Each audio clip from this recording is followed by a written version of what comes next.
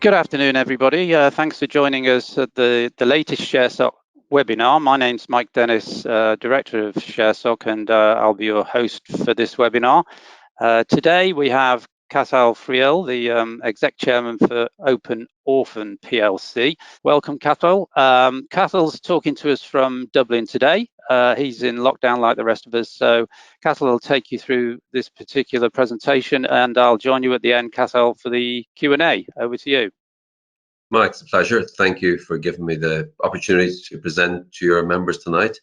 Okay, without further ado, our disclaimer as always, I'm sure everybody reads it, but as always, buying shares is risky. I keep saying my disclaimer is the regulator says anything can go up, can come back down, and I'm always emphasizing that to all our investors at the moment. We've had a lucky run, and I keep saying people don't get carried away. Any share price has doubled, can also go down. So anyway, that's my folk sale version of the disclaimer. We don't want people going wild and chasing our share crazy. This slide, I think, sums up where we are. Look, myself, my colleague, a couple of colleagues put this company together. We IPO'd it in June last year. I think ShareSoc very kindly, I was one of the first presentations that I did post-IPO was with yourselves. What are we? A simple message, open orphan. We're a unique European niche CRO, which is now, we're really clear of this, we're the world leader in the running of trials to test vaccines and antivirals. How do we become that? And we're an IPO only 10 months. Well, let me tell you how I got here. Open orphan at the center. I said it was IPO'd last year. It was an opportunist vehicle. We felt, and having set up my previous company, Pharma PLC, myself and my colleague Ian O'Connell put that together 5 years ago. We hired a great management team, and even today, it's announced stunning results. It did 150 million revenues last year. Now, this is open, and this is Pharma. But we stepped aside. It's purely product. We kept our stake. We made all our shareholders a lot of money, and we set up Open Orphan. So Open Orphan's our second vehicle. And we believe in trying to get scale fast. I say Amrit is now a 450 million EV. That's a market cap of 200 plus 250 million in bonds. Open Orphan had a market cap, it was originally then, of 1 million December 2018. I think in recent days, the market cap is probably 60, 70 million. That's not bad progression. But at IPO, our market cap was sub 10 million. So that's reasonably good. And that IPO was June last year. And really what we did, we acquired one small company at the top right here. It's called Venn Life Sciences PLC. It was a typical AIM-listed company. Sometimes one could say, are these companies run for the shareholders or the management team? I think I probably shouldn't say the answer, but as a long-term shareholder in most companies, I believe only one thing: they should be run for shareholders and for shareholders' interests and not management interests. So look, then we turned it around. We always said we were going to take out a lot of the costs and stop it losing money. I don't think it ever made money. We then opportunistically acquired hVIVO, which was London listed, and again, a company that never really made money. It had a unique presence in that hVIVO has for a long number of years been the world leader in the testing of vaccines and antivirals, using a thing called human challenge study models. But acquiring this company was interesting. It had some other assets which are just below hVIVO, which is called Immutex. Bear in mind, hVIVO burned through 113 million pounds sterling of really good shareholders' cash. We acquired it for 13, and some of that 113 was spent on things like building Europe's only 24-bed quarantine clinic, spending 10 million on a virology laboratory in East London, in Whitechapel. But then on the slide, they also spent a lot of money developing Immutex. hVIVO, now us, owns 48% of it. The other 52, well, actually, in fact, it's a mistake we discovered in recent days. It was actually 49% when we did the exact sum, so that should go up to 49. But it has basically, look, a universal flu vaccine that is about phase 3 ready. They say it's phase 3 ready. We say slightly about phase 3 ready. It also has a mosquito vaccine, which is phase 3, not ready, but done at this stage. And it has some other products. We call, you find these things in the basement when you acquire companies, a repurposed influenza immune modulator. Basically, that's something, it's almost like an antiviral. Over the right-hand side, we have the genomic health data. And as this slide gets updated in the current week, you'll see it's now been populated very heavily. hVIVO has probably the world, definitely Europe's largest database of infectious disease. Never monetized it. That will be going to, and a lot of it is proteomic and some of it genomic. That will be populating our health data platform literally in the coming days and weeks.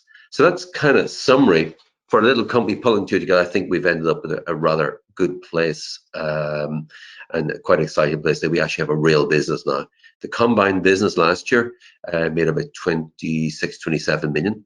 The results for those will be published as we approach into June, and that's for last year. It still had massive losses last year. We've made clear to the market in the Q2, going into Q3, i.e. the second half of the year, we will make this company profitable if it's the last thing we do. That's our plan. So we're taking damaged companies, put them together, generate profits, and now, as you'll see, and even some news today, is trying to put some new product lines in place. I'll not dwell on this, other than probably bottom right-hand side is important to talk about the shareholders and why has our share price performed. At the end of March, we still had 4 million cash in the bank with a market cap of 35. I think since the end of March, our market cap has almost doubled, and the reason lies in the bottom right-hand corner. Why has our share price gone up? It's basically the overhang from two large legacy shareholders. When we acquired hVIVO, it was 80% owned by Invesco, who are still here. You'll see in the bottom right-hand corner at 9.56. The former Woodford Holdings, 7.3, and also two other large stakes. One was held by Jupiter, and the second, even larger stake, was held by IP Group. Every time we issued good news flow in the last 3 months, bear in mind we only took over this company at the end of January, so we had February, March, and April. We have 3 months, good news flow, either Invesco or IP Group, dumped shares. So put a cap on our share price at the merger price of about 6p. They sold the last shares, IP, literally 5 weeks ago, and that overhang gone. Our share price has performed really, really well. So largest shareholders, myself, co-founders, we'd invested a lot of our personal cash. We're locked up for 3 years from last June. That's another 2.5 years. And we don't believe, first of all, there's going to be any more overhangs. We gather the Woodford stake is now it's not going anywhere. We can't see more than that. Other than that, that stake is not being sold as we speak for a host of reasons. And then Invesco stake, they actually agreed with us. They thought we were putting these companies together, and they're not selling. So it's very clear from the share price performance in the last 5 weeks, Invesco are not selling. They're in, we gather, they've given us a tree-line whip, do something strategic by Christmas or find us a buyer. So they're going to allow us to really build a proper company between now and Christmas. And we've always said one of the options to monetize everybody's investment would be to sell the company. And as we go forward, these options and others are beginning to appear. Not going to dwell too much on the management team, other than, look, in recent weeks, i.e. Monday of last week, most importantly, people say, oh, Cathal, you lost your chief executive, Trevor Phillips. What happened there? Look, Trevor's been wonderful. He was with hVIVO. He led the merger on his side, but we cryptically, in the 20th of January, we announced the combined deal. We kind of guided the market somewhat that, look, we're going to have to take a lot of costs out. And I said I was staying on board as a very, I don't want to use the word, hands-on executive chairman, with Trevor being the CEO. It was kind of almost preordained that as part of the cost cutting, there's no room for a hands-on executive chairman who's put half his life savings into the company, and also CEO. Plus, under the AIM rules, it's very clear you have a CEO and a non-exec chairman, or an exec chairman and no CEO. So I think we've gone with the latter. Within all these companies, when you take them over, and there's a benefit of being a seller of companies for 15 years in my previous life as a corporate finance, there's fantastic line managers.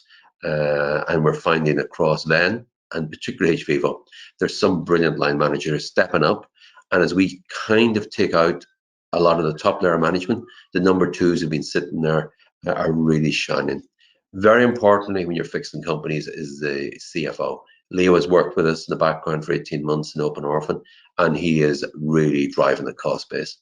Tim Sharpington, our COO, he's been with hVIVO for the past 2 years, and Tim is doing a great job of being the Chief Operating Officer.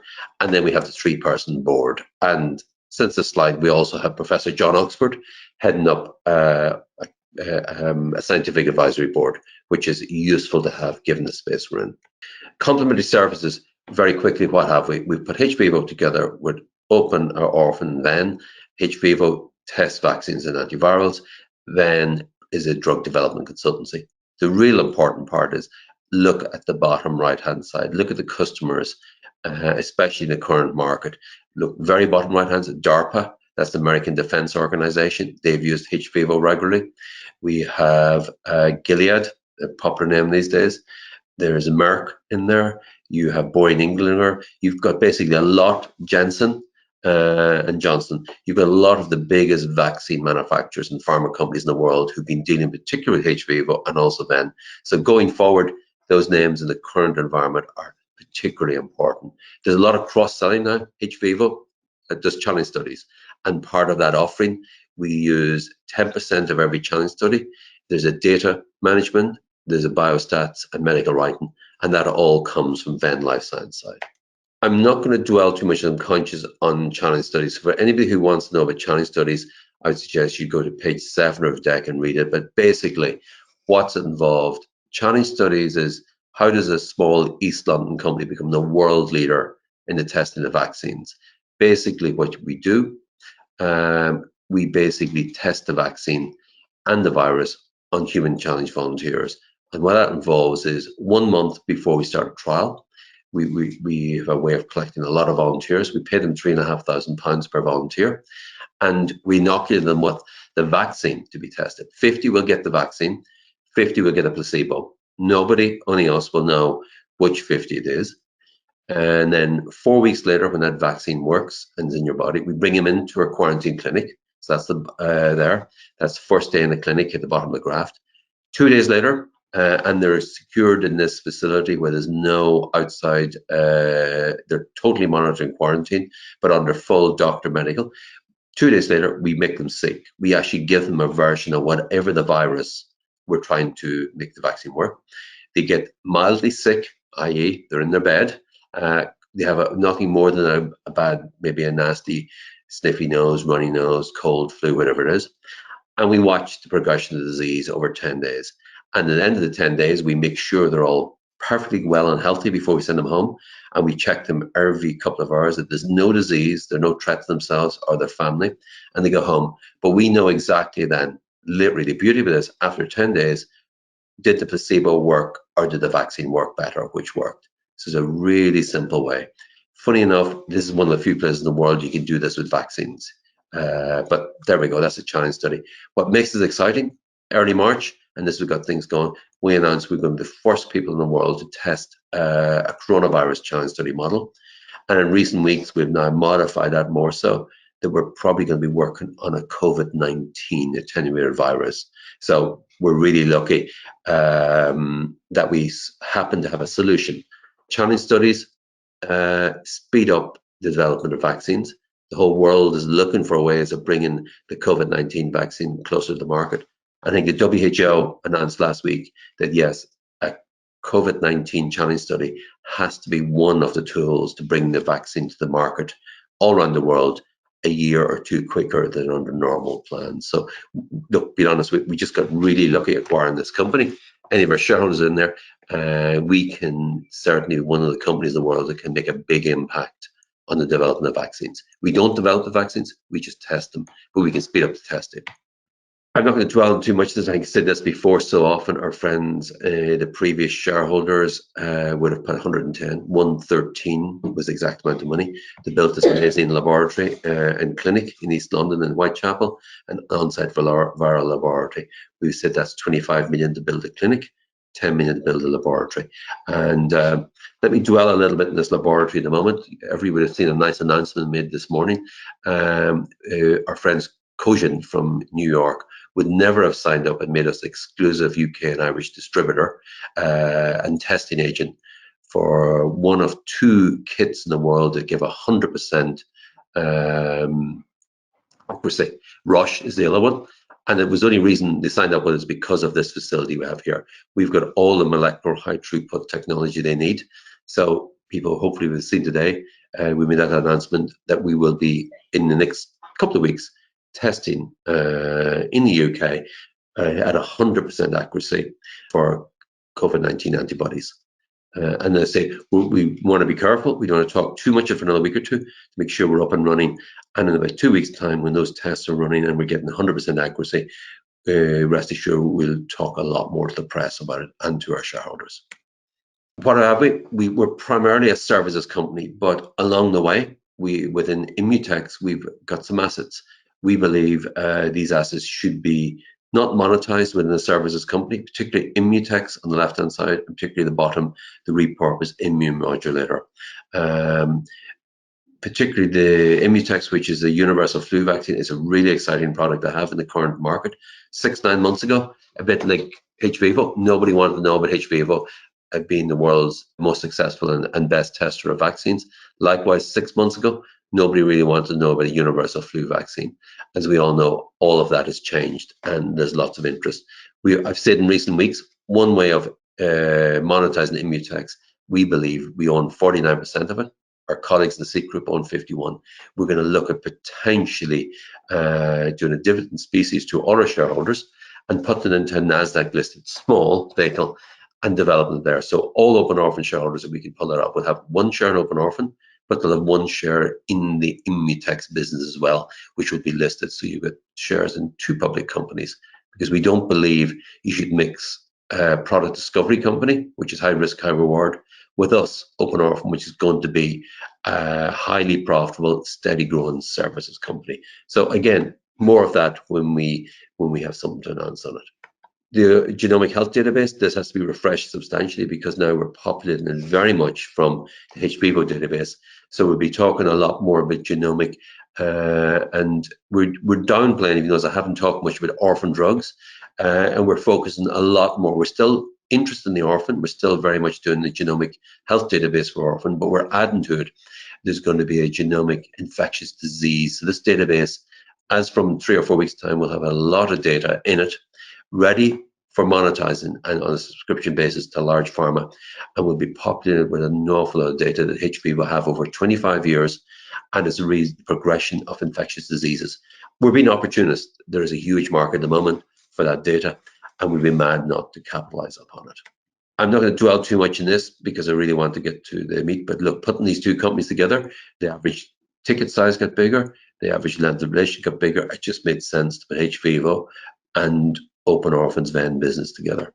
That's a whistle stop tour about Open Orphan, basically the Venn business. It's an early stage pharma consulting CRO. And again, look at the wonderful customers they had. hVIVO likewise. This combined pipeline and all of these slide decks has been on our website, and we'd hope in the coming week or 2 to really refresh the deck on our website to give you much better insight what we're doing. A lot of people kerfuffled on this 80 million pipeline of potential hVIVO prospects, and all you can see is have a look at the first contract we announced 5 weeks ago is an RSV pilot. Instead of being 2.4, it ended up being a 3.2. It had a follow-on 7 million study for later this year. So client A is done and started. Instead of being a 2.4, it's a 3.3. And that second study is the one we've also announced. So they're 2 done. The next one, client C, RSV attenuated vaccine, that is in the hopper.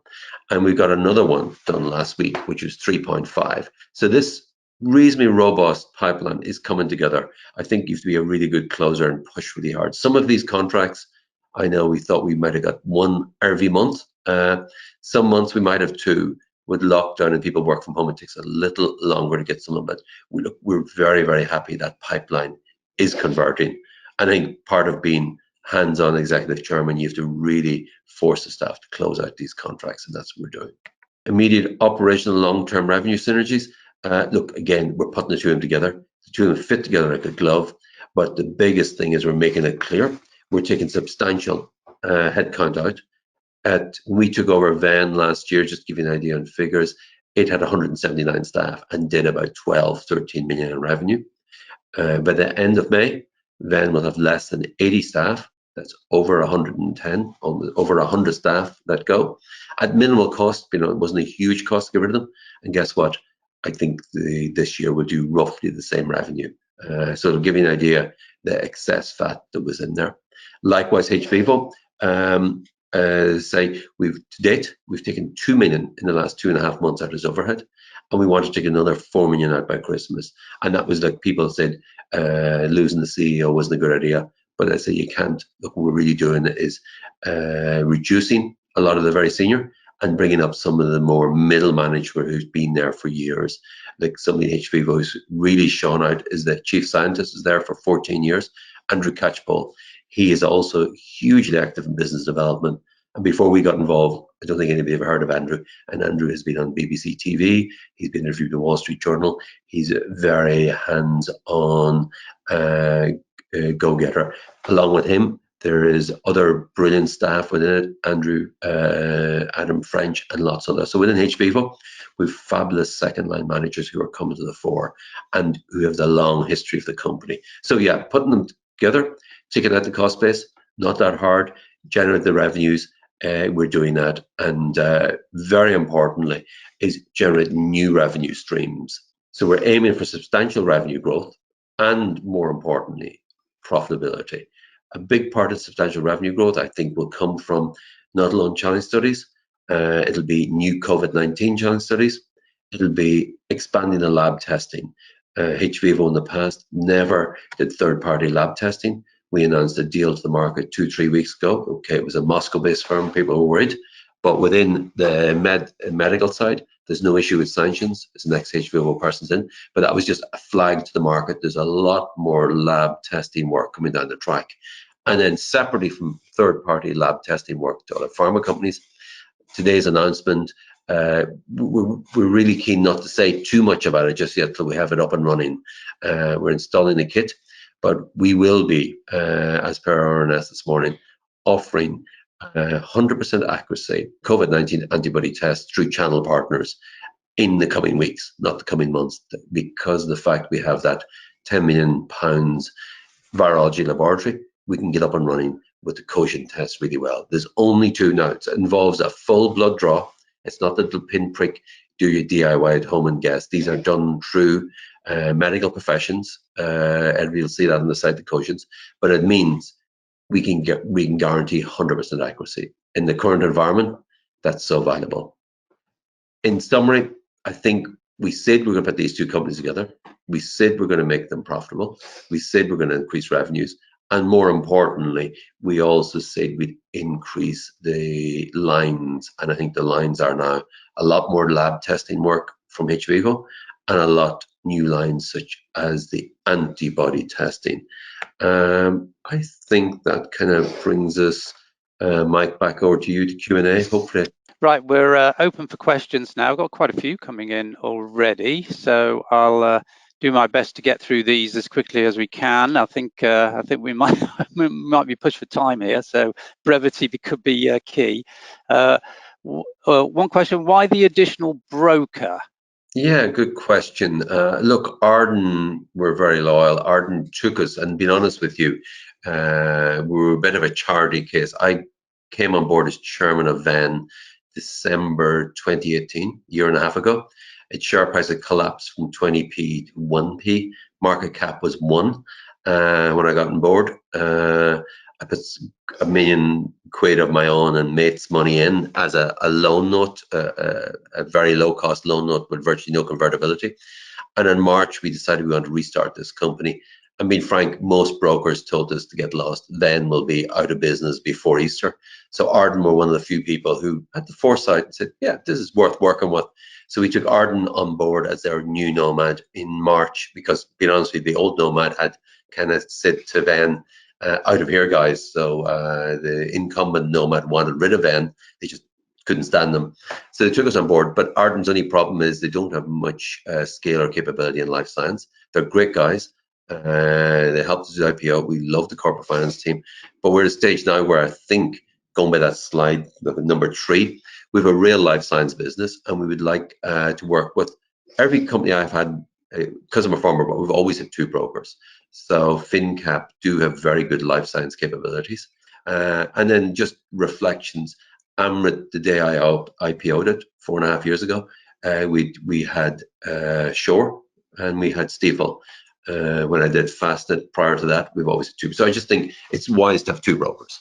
When do you anticipate the COVID challenge study will be ready for trials? And I think you've kind of answered that one, but what will be the cost of this? And is this being met by a third party or rather than a market raise? Good question. Look, we already have done a lot of work on it's called the seasonal coronavirus challenge study. We announced that on the 7th of March, and that's where the whole world got excited what we were doing.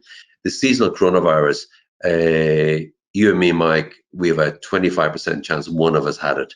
Anytime we've got a cold, a cough, not a nasty flu, that is probably OC43. 1/5 the population have antibodies for it.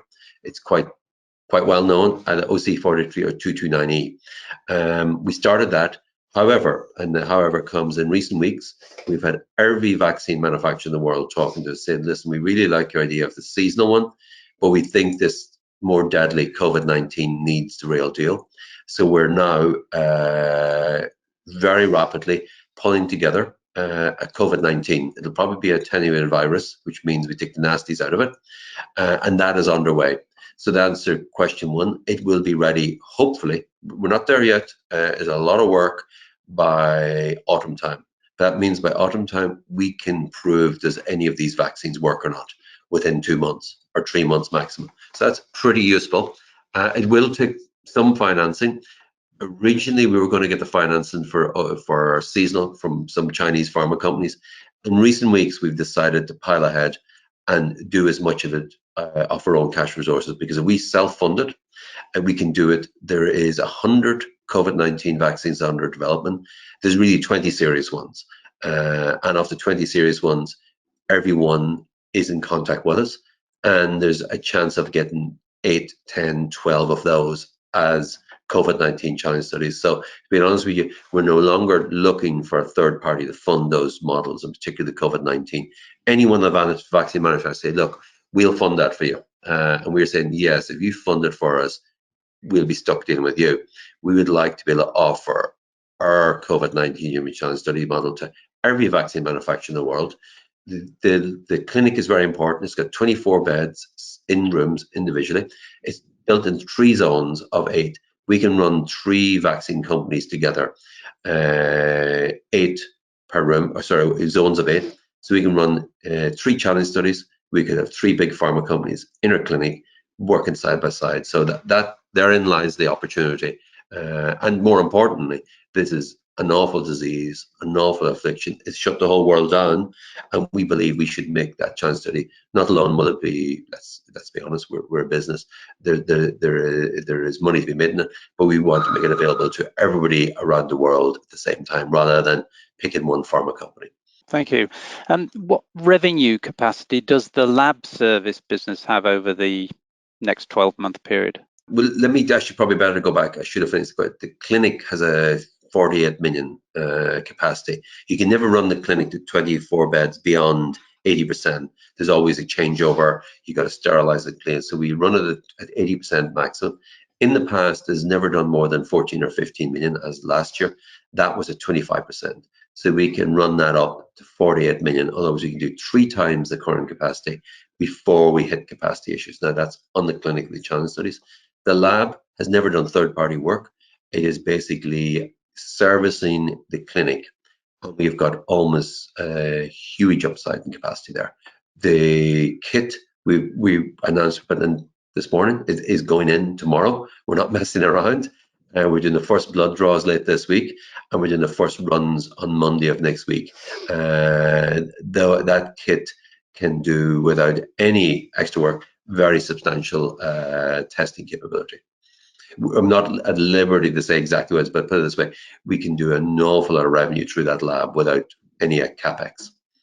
One question here about your recent headcount reduction, the apparent paradox of reducing staffing by more than half and yet expecting a big increase in contracts over the next year or two. Is that going to make sense in hindsight? Yeah, look, the Venn side where we took we took 100 staff, but the irony was that if you do the sums Venn was massively overstaffed. It had an office in Dublin, had an office in Paris, an office outside Amsterdam, an office in Northern Holland, an office in Belfast, and an office in Germany, and it was doing 12 million. Like your average Spar shop might do more than that. So lose a lot of offices, lose a lot of staff. The headcount reduction with, look, let's be honest, the golden goose here is hVIVO in London, and we're not taking many staff. We said we take 2 million out of our head to date. A lot of that was, let's say, surplus fat. As we crank up hVIVO, the beauty about it is a fixed cost basis. Clinics like running a hotel, we're only doing 25% occupancy, both in the lab and the clinic. So the same staff, do almost triple the work, triple the revenue with minimal extra work. Whereas the consultancy side, and then, yes, if we want to double that revenue going forward, we'd have to increase the staff. But our focus is on hVIVO in London, the world leader in testing vaccines and antivirals. You mentioned earlier, I think, that you were hoping to at least break even later this year. Does that mean that there are no more fundraisers needed in the near term? That's a good question. Look, one should never say never. All I'd say in that regards is that, look, COVID-19 is presenting companies like us with unprecedented opportunities. Our testing capability, we can go steady Eddie forward, or we can maybe scale it up. For instance, the kit going in, hypothetically, well, I better not go into numbers, I'm straying off and very much, but look, what we'd say is that if opportunities are presenting to us, we'd never say no.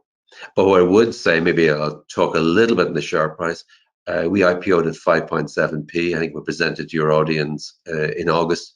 It was about around the same 5.8.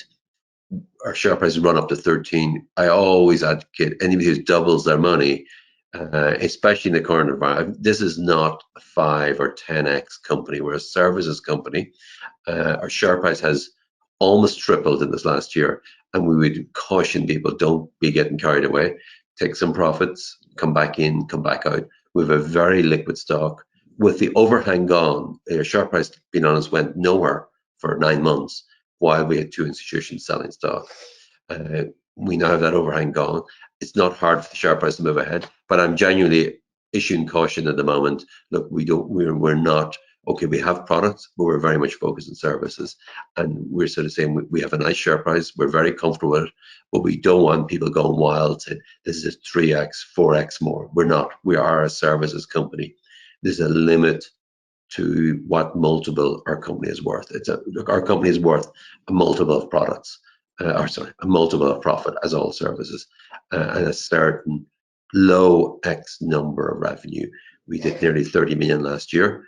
We can substantially increase that this year, but we're still only worth 2-3 times our revenue. So if that makes sense, we may or may not raise money.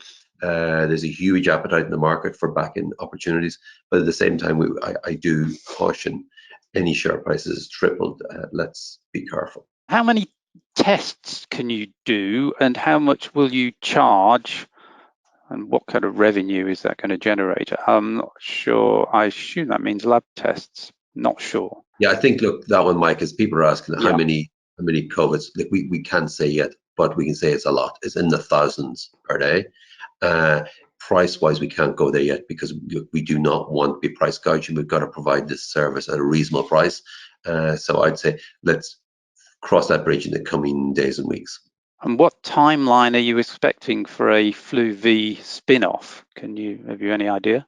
Absolutely, in the next month or 2 or 3 maximum. Look, we spent the first 3-4 months integrating the 2 business, making sure the overheads were reduced, getting it profitable, and then the Q2, going into Q3, and now it's the stage. Let's look at this other assets, particularly the product assets. So we've set ourselves next 2-3 months. But again, we don't want people going wild. We will tell them when it's coming out. They don't have to go wild. They will get a share for share. It'll be done as dividend species, and then they can make the decision what happens to that other asset. So that cuts, rather than having a share within a share, or like a mini conglomerate where we are, let's spin it off, and every shareholder will have a share in that asset. And let the public market value Immutex. We can't value them in it. Being frank, we don't know what it's worth. But let's put it in a public vehicle. and let the public markets value it that way. Okay, thank you. Just going back to tests, one here about isn't there a bit of a credibility problem with antibody tests, and even with a full blood test rather than a pinprick? How can you address this issue with the market and the government at the moment? I'm delighted somebody asked that. Again, if you read our RNS this morning, and I'm not so much has happened, I'm not even going to try and go through it. But look, two things: pinpricks don't work. Okay, for something the sense of this, I think we've all heard about Theranos. It's the most amazing book to read. Bad blood. This is the people in California who claimed they could check anything with a pinprick. A pinprick is absolutely perfect for cholesterol, for very, very low sensitivity things, but for something as serious as COVID-19, and particularly antibodies, you need it's called a full blood draw. This cannot be done at home. This has to be done through your GP practice, through your walk-in clinics. For this to work, we need a certain amount of real blood. And at the moment, the RNS said this morning, not us, it was our partners said they have 100% accuracy under the CE mark. And there's only two companies in the world that have said that. That's Roche and our partners, Cogent. When we say our partners, is we have the exclusive rights to distribute their testing in the UK. So we say partners, people are worrying, oh, is the joint venture? No, they provide the tests. We have the laboratory to do them, and we provide that to the UK. Who do you regard as your main competitor? I wonder what in regards human challenge studies, we don't have one. The only reason a wonderful little East London company is the world's leader testing vaccines, we don't really have one. We have one competitor in Belgium called SGS that is part of a monster called SGS, which is 20 billion market cap. Former hVIVO employee went there, and they do some human challenge studies. We do know, we said in our RNS last week, they cannot do RSV. It's very, very difficult, and that's the world's most popular human challenge study at the moment. And they certainly won't be doing COVID-19. Could you see a $20 billion market cap company taking a risk? Like we're going to do a risk on trying to be the first person with a COVID-19 human challenge study. We're going to roll a dice on it, and it's going to make us famous. We're not going to blow the company up. I just think a company with 20 billion is not going to be as fast, as nimble, or as risk adverse as we are. So in the human challenge studies, that's a competitor. As it comes to the lab services, yes, there's a lot, but there's not a lot of labs specialized in virology. And then when it comes to the antibody testing, yeah, every one of those HomeKit Amazons are a competitor. But I think if I wanted to know, have I got antibodies or not, and am I safe? Am I a frontline doctor who now can say I have antibodies, I don't have to worry about PPE? Like the beauty about what we're doing, and this is Roche's going, we want to provide a test that frontline doctors can know, do I have antibodies? 100% certain, yes or no. If I have antibodies, I don't need to wear PPE. I'm safe. I can go home. I don't worry. If I have antibodies, I need to cover up and be very careful. That's an important test to be able to fight. So our competitors there is Roche, and we don't believe anybody else. We know there's lots of other small companies. If you're not taking a full blood draw, we don't believe it can give that efficacy. And I would suggest anybody who thinks you can get the details from a pinprick, and a pinprick is a small sample of blood that size versus the blood vials you draw, should look at, I don't know, go there, but look, basically, there's a lot of history of what you can find from a pinprick of blood or from a full blood draw. Do you have any plans for a NASDAQ listing? No, definitely not. AIM has done very well as pharma services. However, the Immutex asset, we believe, should not be on AIM, should be not part of us. That should be NASDAQ. NASDAQ loves, let's be honest, I call it the sex and violence, a high risk, high reward. And product companies such as influenza, such as Universe. So yeah, we would like to vend that into a small NASDAQ company at a modest valuation, and everybody gets a share in that. And we roll the dice and see, can we apply our medicine to it and drive it upwards. So that would be the only thing we'd be looking NASDAQ wise, would be the Immutex asset. That's not done yet, so we genuinely don't want people. Look, I keep emphasizing as a private investor myself, and as a promoter, we're guiding people, just please don't get carried away. We're really happy. Our share price has almost tripled this last year. It has doubled in 5 weeks since we've got rid of this overhang. But look, we are a services company, and it shouldn't be doubling and tripling going forward just yet. We look, let it go up when we get more news flow. We've done a lot. We've a lot more to do, but we're more comfortable. Let's get more news flow before we see it going too much higher. I'm assuming with the spin-off that the company is the shareholders, the existing Open Orphan shareholders, are going to get something like a 1-for-1 deal of shares in the new co. Is that the kind of thing you had in mind? Absolutely. It'll be done via dividend species, which means that if you and I own shares in Open Orphan, for every one Open Orphan share, we get a matching share in the other vehicle, but we share into our hands. They're not held in some complicated trust. So it means our shareholders then can make the decision as to what to do. So the plan would be you and I and anybody else who shares, we'd end up holding 2 share certs, one in Open Orphan and one in the Immutex vehicle. And we might put other products in that repurpose immune modulator as a product. It really shouldn't be sitting in our company. It should be sitting in a product company. Somebody here wants to know, what do you think the spin-off will be worth? Terrible thing to say, but genuinely, investors should always think of the following. It is sarcasm, but it's true. When I used to sell companies as a corporate finance person, that was my real day job. It was the only job I did really well. We would always act for the seller. And the buyer would say, how much do you want for this company? And I'd say, you tell us. And he said, well, how much is it worth? I said, how long is a piece of string? So I think we don't know. Look, I think the spin-off, let's put it in a public vehicle, and shareholders in the public vehicle can value it accordingly. What about the deal with Quotient here? Since Quotient is a lab testing system, what exactly will Open Orphan do? Will Open Orphan be paid? Will it have a stake in the IP created? Yeah, wonderful question. Look, on the Quotient deal, we're probably keen to talk more about it in the coming weeks when everything's set up. But we have the lab, we've got the kit. Their machine has come in, and they provide the tests, and we take the blood in, and we give the finished product out to anybody in the UK who wants an antibody test. So we do everything. Quotient provides their machinery and their kit. We buy it, and then we sell on the results. So it's basically very much hVIVO, and we want to roll that out and really scale that up in the coming weeks and months. But this is not a case of, they make their money in supplying the equipment, but more importantly, the kits. They supply the cassettes to us.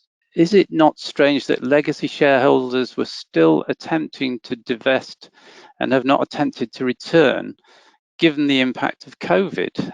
Have they attempted to re-engage at all? Maybe change their minds? No, I think, look, you've said the last time I presented was your March the 11th in London, yeah. Anyway, the one where we had the 3 fund managers from Jupiter present, which night was that?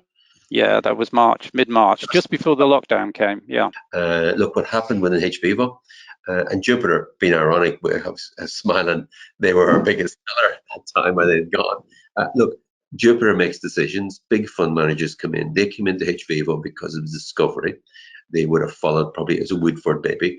There was a group who sort of hunted in packs, and they came in when hVIVO didn't succeed and lost its way. They decided to sell. So fund managers are very binary. They wanted out. They made it clear to us in January, Cathal, hurry up. The piece that I thought they might have sat for a while, they made the binary decision to leave, as did IP Group, and they're gone. We don't think fund managers, unlike private investors, when they decide to leave, they don't generally come back in unless it's fundamentally different. We're very fortunate the 2 remaining legacy shareholders, as far as we can see and are aware, are not sellers, and hence our share prices performed accordingly. So I don't think people should expect any fund manager who sells out of a situation. Yes, look, maybe in the coming weeks and months that may change. COVID is seen now as a buying opportunity for a lot of companies, but let's see. Okay, thanks. I got a couple more actually have just come in. There was one on the succession planning challenge. Obviously, you've let go quite a few people in the upper echelons of the business at the moment, and if you were to come to some unfortunate grief under the proverbial London bus or something, what have you got a plan? Yeah, and look, I think the fact that I'm sitting here in Dublin in lockdown and the company is flying, I keep emphasising, and this having spent 15 years selling companies, almost the most valuable people in the company are the number twos, number threes, the line managers, and within both hVIVO and Venn, we've some unbelievable, and I don't underestimate, really valuable. So I could be on the proverbial bus today, and the company might even do better without me. My main input, being honest with you, was just being the catalyst for change, being the person who, right, I've got a sharp knife, I'm going to take out the costs. The next piece that's happening is the line managers. Look, being perfectly honest with you, this Cogent deal had nothing, and I emphasize, nothing to do with me. I'm getting the praise for it. It's transformational for us. That was basically people within the company being freed up. The RSV challenge. So no. So the plan is, look, if I'm still here in January, we should be looking at a transition. And I believe in internal hires. I think all of us worked in enough companies to have people externally coming in. My formula is come in, clean these companies up, and it's from the experience of selling companies and stuff what people do before, free up the really good, highly motivated, but people who are buried, and let them run the company going forward. We're not in this for a long term. I've never made it clear this is a lifetime. Some people get involved in companies and they're there for the salary. I'm in the company for the capital appreciation.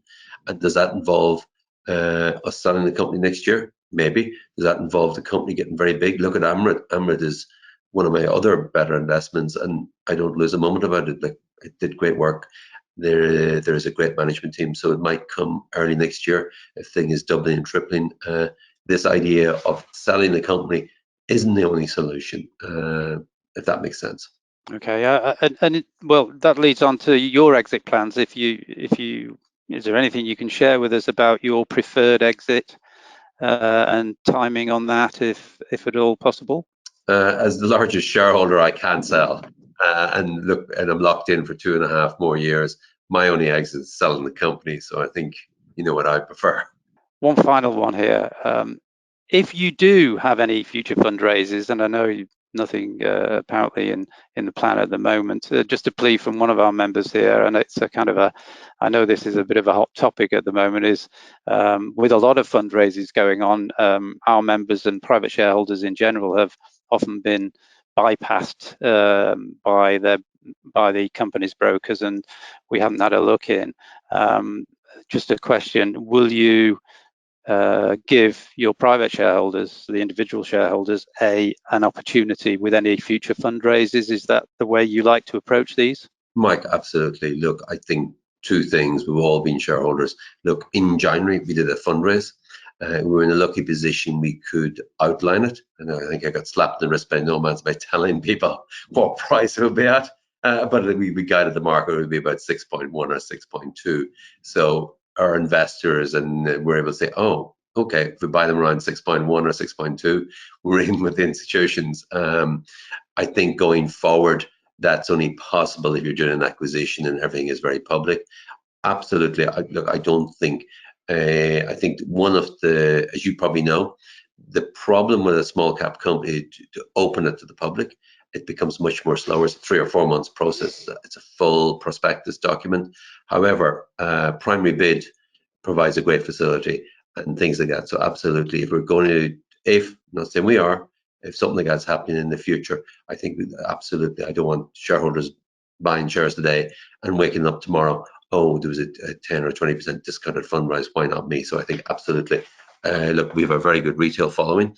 I want to have many more of these vehicles in the years ahead, and the only way to do that is look after our retail following. So yes, there will be a slice, and we just got to figure it is very likely through a primary bid if we're ever doing one. Or who knows, if we do another deal like hVIVO, it's worked out rather well. We can guide the market very carefully because we've got to seek permission to acquire a company. And at the same time, you say, listen, folks, if the company goes through, we'll probably raise money.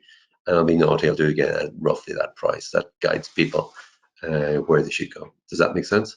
Eminent sense, Cathal, and glad to hear that you'd be keen to make sure that individual investors do get a slice of the action. So that's excellent. Well, that covers all the questions, Cathal. So thank you very much for excellent presentation and update on where you've got to since we heard from you in March. I can imagine there's a lot happening in your world at the moment. So be good to catch up maybe towards the end of this year whenever you've got more news on developments and so on. And in the meantime, I'll wish you all the best with the work that you and the team are doing. All the best in the lockdown, and look forward to perhaps meeting you again face to face one day if we all can.